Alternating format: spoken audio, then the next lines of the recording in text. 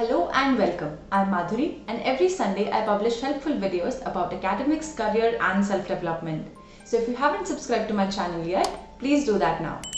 Today is World Mental Health Day, and even though across the world this topic has been spoken about so widely, there is still some apprehension within the society to accept mental health as an important aspect of our lives and work towards it. So today I have a special guest with me who is a writer, marketer, and a trained counselor currently pursuing her master's in psychology. She loves writing about mental health, and her Instagram posts are full of tips and tricks on how one can take care of their mental health. She has several published work to her credit and is also a performance poet. With her, we are going to understand what mental health is, the importance of mental health, and how you can get in better control of your emotional well being. Let's welcome Nandita Hariharan.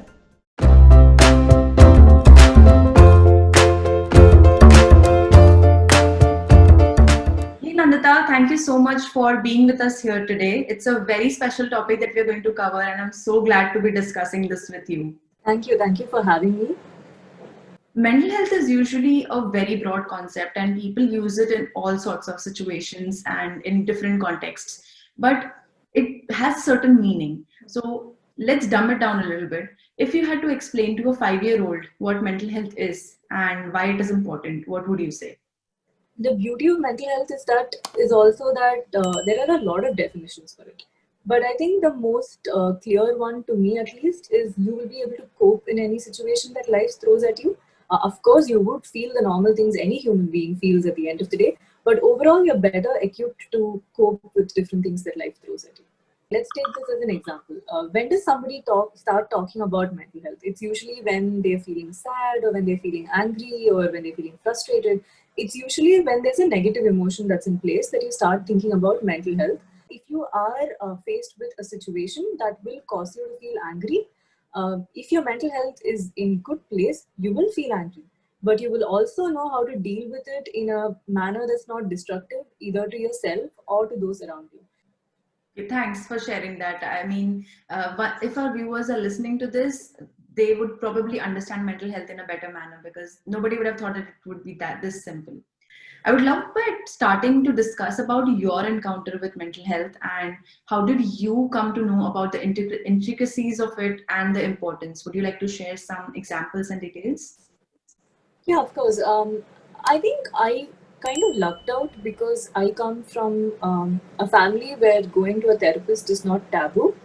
So I remember when I was in school and I was feeling a little uncertain about like what career to choose and things like that. My parents, in fact, took me to a career counselor who was also a practicing clinical psychologist at that point. And I think really talking to that person sort of opened me up to the idea of going and seeing a therapist once in a while. It's if you think about it, it's almost like a dental checkup. And I feel like you need to do it once in a while because there is so much of clutter and there's so much of things that we box inside ourselves that a healthy third party facilitator opinion once in a while is great.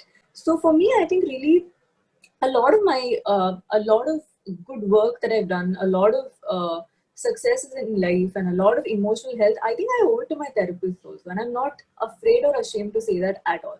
I think it's really important for people to first accept that, I need help or it's good to have somebody around me to give me those suggestions. And kudos to you for breaking all of those barriers. And I would like to dive a little deeper here into this because both of us have been in the 1 year course at ISB. We know what the pressures are, and not just within ISB, for that matter, all of the other B schools and in general working professionals as well, especially in this situation wherein COVID is there, everyone is working from home, they're locked up, no human connection per se. In those situations, it becomes even more difficult. But the question that I want to ask to you is, what are some of the toxic behaviors that you found at B school or during your work experience that you think are very relatable for other people as well, but they don't exactly pay attention to it as much? I think that's a very interesting question, honestly. So, any environment where people are essentially competitive or, let's say, vying for the same things when there's not enough of the same things, I think these kind of pressures and stresses start to develop within people. I think particularly for me, the 1 year at B school was very stressful. I am not going to shy away from admitting that it was extremely stressful. Like the academic rigor was something I was not used to for a long time. Like I was out of college and I think in the workforce for about 5 years before I went to business school. So for me, the idea of studying, the idea of staying away from home, I was staying away from home for the first time. I had to socialize with like a completely new set of people, and I think there were a lot of stressors that were prevalent there. So I had to give myself some credit and say, hey, this is a difficult environment. It's definitely an enriching environment. It's definitely perhaps the best experience of my life, but it's also extremely stressful. What are some of the toxic behaviors that tend to be present with competitive environments, right?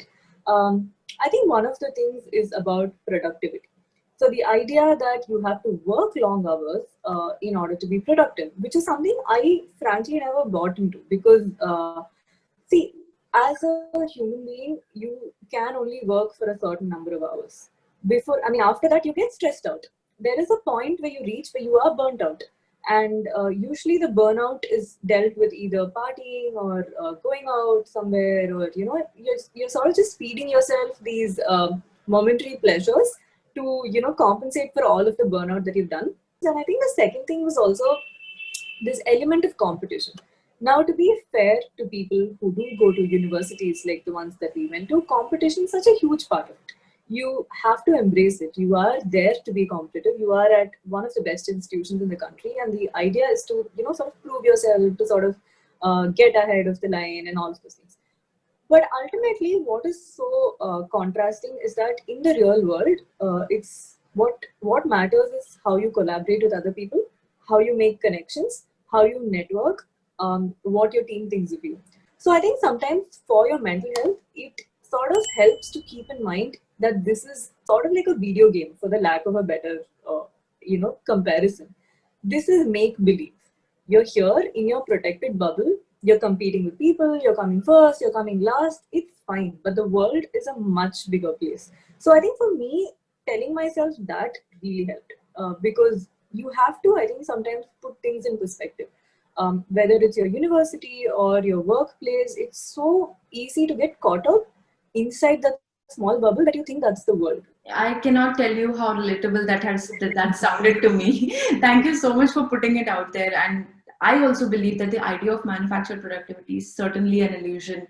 People just feel that if you're not working 10 to 12 hours a day, you're not exactly working. But I don't Yeah. think true. And I think I also want to add something here, right? Like, look at our generation. I mean, it's not enough if you're working. You have to Instagram it now. And you have to Instagram it with nice stationery.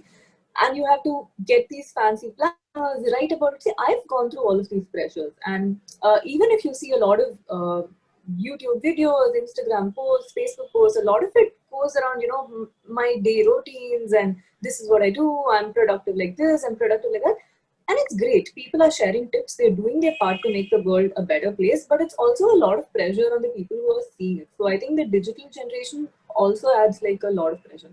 But before I dive deeper into the way that one can balance their personal and professional lives to ensure that there's a healthy mental stability in people's lives, I want to first touch upon a very important aspect of mental health, which is accepting that there is this bubble out there, telling yourself that no, okay, I am finding it myself in this situation and it is difficult. But to be able to cope, you first need to acknowledge and accept that, okay, I am facing an issue. There is an issue that I need to address.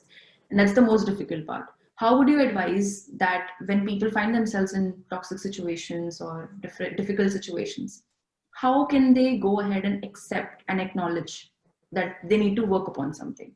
I think that's a fantastic question, really. Think of it like if you were having any other illness, say if you were constantly feeling tired or your legs were hurting, or worst case, I know you're just thinking, you're looking into the mirror in the morning and you see like a pimple, or you see like your skin has something. We immediately have this tendency to rush to the doctor, right? Like we want to go, we want to fix ourselves.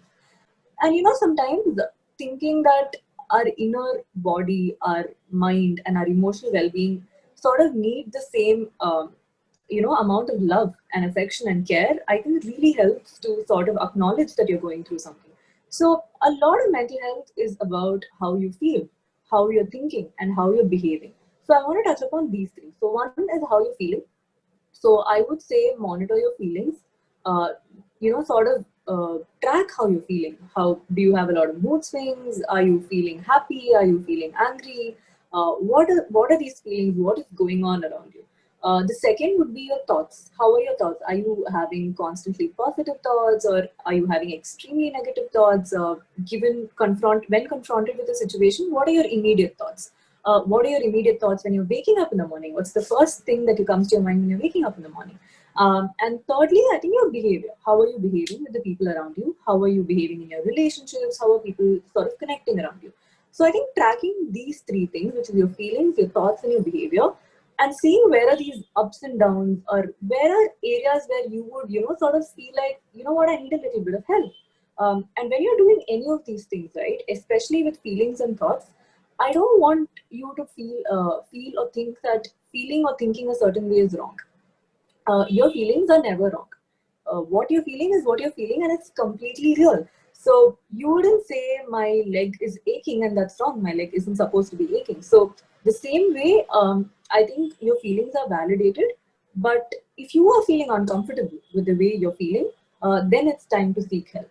I think seeking help is often in our society very stigmatized, and I think a lot of these pressures exist for both men and women. And in different ways. Like for women, I think it's another. People are just like, why are you crying all the time, or why you just stop being sad. For men, it's more like you have to be strong. Why do you need another person to, sort of go over your problems with? I think understanding that all of this is just mere conditioning will really help you, to take that decision to sort of get help. I also want to take this opportunity to say that today there are a lot of good resources online, which would definitely be of help. So I think even reading up a little bit about what you're going through, sort of looking at the internet for the good things here, would also help you understand what your next steps could be. If you had to give one advice to people on how to get a better hold of their mental health, just one, what would that be? I could give out something more in trend or something that's people would like to hear. But I think eating well, exercising enough, and sort of having some semblance of a routine in your life, I think these three things are extremely important for your mental health. I cannot emphasize enough on this because while many people might not know or even think that there might be a connection between these things, there definitely is. What you're eating and how you're living your life, your lifestyle, really, really, really has a huge impact on your mental health. And I think fixing these things, right? These are basically your foundation for great health overall. Thank you so much for sharing all of that, Nandita. I hope that our viewers are able to find this relatable and implement it in their lives. Before we sign off, do you want to give it a try to ask our viewers to subscribe to my channel? Yeah, of course. I think I've known Madhuri for a long time now, a very long time if I think about it. And she's one of the most driven, kind, and helpful people I have come across. And I think the number of one-on-one conversations I've had with her when I wanted help, when I wanted something, or just even somebody to talk to, I think she's an amazing person. And to think that she's doing this.